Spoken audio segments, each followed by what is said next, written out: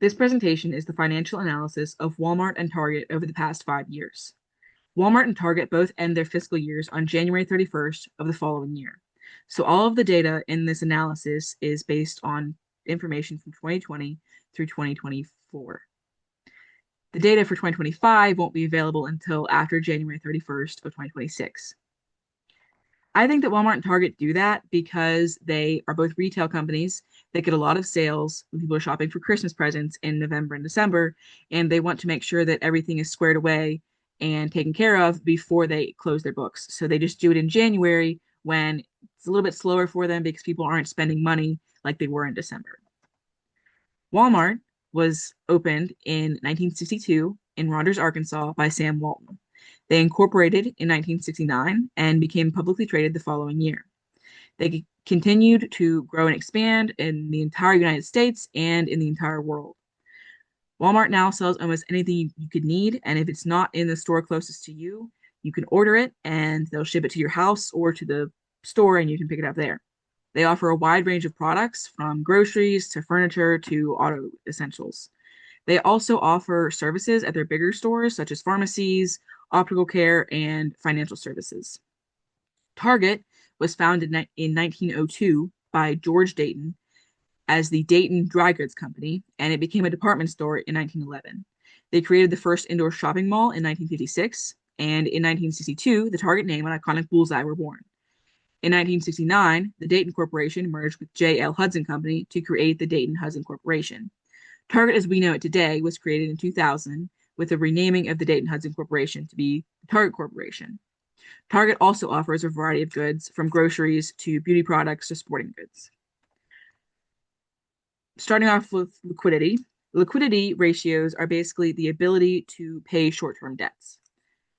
There's a couple trends in the data of Walmart being lower than Target, but being more stable than Target as well, because Target often starts off really high in 2020 and then dips really low in 2022 and either continues to decrease or starts to go up a little bit. Walmart does that too, but just not as drastically as Target does. And them being more stable makes them more able to predict what is going to happen in the future. And them being stable makes it appear as though they are doing good, even if those numbers are not as high as Target's are. Target also had a really drastic drop in net income in 2022, and that is one of the reasons that they have such the stark drop in 2022, and I'll discuss the reasons that I believe that might have happened later. Starting off with the current ratio in the lower left-hand corner, the current ratio measures the ability to pay debts in the short term using all current assets. And the higher the number, the more likely the ability to pay the current debts. Retail businesses usually have a number between 1 and 1.5, but grocery stores are usually less than 1 because groceries are more perishable and they have a higher inventory turnover rate. So both Walmart and Target sell groceries, and that is why they're slightly below 1, but they're both doing pretty good. Target is slightly higher than Walmart, and they're both very stable with the current ratio. The quick ratio, also known as the acid test ratio, measures the ability to pay short-term debts using very liquid assets, which means no inventory. And the biggest thing that Walmart and Target have is their inventory, because that's kind of their whole thing, is just selling inventory. So they're lower than what would normally be considered good, which would be between 5 and 1, but they're both lower than 5 in all 5 years. That's okay because they're bigger retailers and they have a lot of turnover with their inventory. And as long as they have good management, they should be fine. In 2022, you see the stark decrease with Target, and then they to go back up again. That is because their cash and short-term investments were less than half of what they were the year before in 2022. And Target is doing better, but Walmart's more stable, like I said. Then the current cash debt coverage, that measures how easily the company can pay off its current liabilities using the cash that it gets from 1 year of operations. Retail is usually between zero point 0.2 and zero point 0.5. The higher the better, though. And Target again took a nosedive in 2022 because their net income decreased by almost half. And in 2020, the reason that it's so much higher than the other 3 years other than 2022 is because they had increased net cash flows and decreased liabilities that year. But the rest of the time, it kind of balanced out. And I also learned during this project that businesses, usually when they shut down, it's not due to a lack of profits, but rather a liquidity crisis. So to sum up liquidity, Target was doing better in the current and quick ratios, and Walmart did better in the current cash debt coverage ratio. And once again, Walmart is more stable though. The activity ratios generally measure how efficient the company is at using their assets, and accounts receivable turnover is in the upper right hand corner. And Walmart and Target are both very similar with their accounts receivable turnover. High usually means that they have efficient collection practices and quick conversion of cash of credit to cash. And they have a robust cash flow. Low usually means slow collection, maybe liquidity issues, or lax credit policies. Retailers make most of their sales in cash or credit, so that makes them have very fast collection anyway. And both companies decreased over the 5 years, but they're both doing all right. And the inventory turnover in the lower left hand corner, you can see that Walmart is actually above Target in this one. Both companies are doing very well. Above 5 is considered good. Inventory turnover measures how efficiently a company turns its inventory into sales by showing how many times per year they sell and replace their turnover, not their turnover, their inventory. And a higher number usually means that the company has efficient inventory practices, but too high could mean that they're not stocking enough inventory at a time, but too low means that they're overstocking or they have slow moving inventory. Most industries, you want it between 5 and 10. Both Walmart and Target are well above that. And grocery retailers are usually higher because, once again, groceries are perishable. Walmart is doing better with that, though. And then the asset turnover, Walmart is doing higher in asset turnover too. Asset turnover measures how efficiently a company uses their assets to generate sales. The lower the turnover could indicate that the retail company was experiencing sluggish sales or holding obsolete inventory. 1.5 to 3 is good for retail because there's a high volume of inventory and they have large fixed assets. Both companies are well within the 1.5 to 3, but Walmart is doing better. So Walmart wins overall activity ratios. The profitability ratios are earnings per share, return on assets, and profit margin on sales. You can see in all three of these charts that Target starts off about medium in 2020, rises sharply in 2021, and then falls a lot in 2022, and then goes back up for 23 and 24 and stays about steady. And Walmart stays about steady the whole time. They have a little dip in 2022. The profitability ratios just measure the ability to generate profit. The profit margin on sales measures the net income generated by each dollar of sales. Retail is a low margin sector for that, so a good range is between 2 and 5. Both companies are between that, except in 2021 when Target has a larger net income, so it's above 5, and then a major dip in net income, so it's quite low that year. Return on assets measures how well the company uses its assets to make a profit. The lower the percentage means the company has to have more assets to generate profits, and that means they have more debt to finance their assets. Higher percentage means that the company has to have fewer assets to make a profit, so that's good.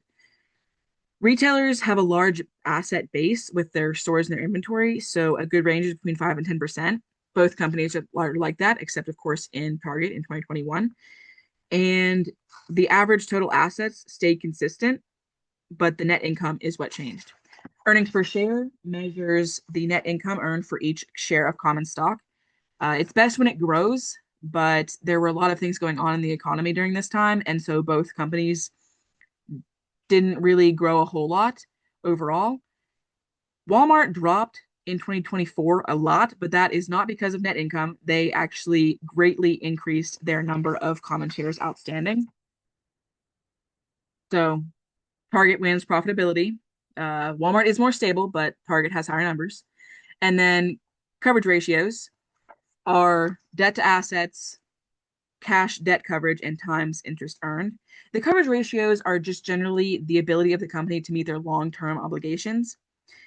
The debt to assets ratio in the upper left-hand corner shows that Walmart and Target they're both pretty stable in that, but this is actually the only chart in this presentation that it is better to be lower than to be higher because higher means more debt to manage and that means they're more vulnerable to economic downturn. And the lower the number is better because it means that they rely more on equity for financing rather than debt. A good range is between 3 and 6. Both companies are above that, so they have higher than optimal debt, but Walmart is doing better than Target. In times interest earned in the lower right hand corner, this shows how easily the company can make the interest payments on their debt. The higher is safer because that means that they are generating more money to be able to pay the interest so they don't default on the loan. Retail should have a high times interest earned, and you see Target do the same kind of pattern as they did on the last slide. Good range is between 5 and 12, and they both meet that. They're both doing pretty good with times interest earned. And if earnings are stable, then good coverage is expected. The cash debt coverage, you also see the same pattern with Target decreasing really far in 2022. The good range is between 0.15 and 0.3. The cash debt coverage shows how well the company can pay off its total liabilities using 1 year of operating cash flow. So both companies are doing all right. They're between that range, except in 2022, but Target was having a lot of troubles that year. Target increased their total liabilities in 2021 and then stayed steady in 2022.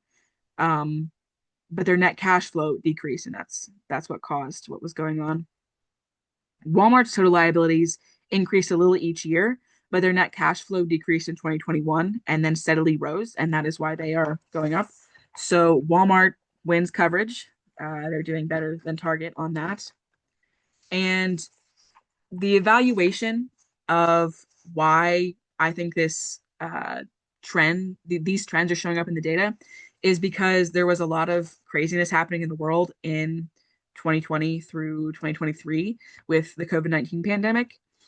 I think that the COVID-19 pandemic is what contributed to Target having that major downturn of net income in 2022 because the shutdowns were happening and people weren't going to work to produce products and they weren't going to the stores often to buy products. And like I know in my family in 2020 or during the entire pandemic, actually, if my grandparents needed something, they didn't go to the store. My family went to the store for them. But also during the pandemic, when you went to the store, you didn't go around and just shop for things. You had a list of things that you wanted, that you needed. You went in and you got it and you left. You didn't go in and get things that you didn't need.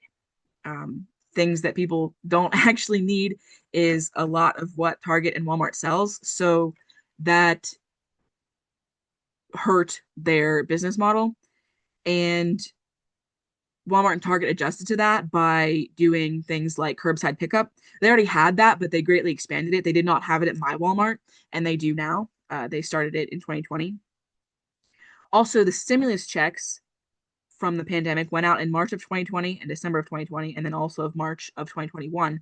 And I think that that is why it didn't show up as much in the company's earnings until 2022, because people were still able to buy stuff and even if they didn't have income coming in. But by 2022, those checks were wearing off and people didn't have the money to go buy stuff because they've been out of work. And also, sometimes there weren't things to buy because the supply chains were messed up because people weren't going to work to produce things in the entire world. And also in March of 2021, there was a cargo ship that got stuck in the Suez Canal. And that caused some troubles because 10% of the world's overall trade uses that canal. And also during the pandemic, we had high inflation, which peaked in 2022. And Walmart and Target were both using not using, Walmart and Target were both um, trying to not pass that cost onto the consumer, but it was just so much that eventually they had to. And I think that started showing up in 2022 and 2023, and people weren't able to buy as much. So that made Walmart and Target not have as many earnings, as well as them eating that cost. In conclusion, I think Walmart is doing better overall. They have higher activity and coverage, and they're more stable in profitability and liquidity. So even though they're lower, it shows that they are still doing good in those and that they don't feel that they need to change those things. So I really hope that Walmart and Target are continue to do well because I buy a lot of things from them. And these are the sources that I used in this project. Thank you.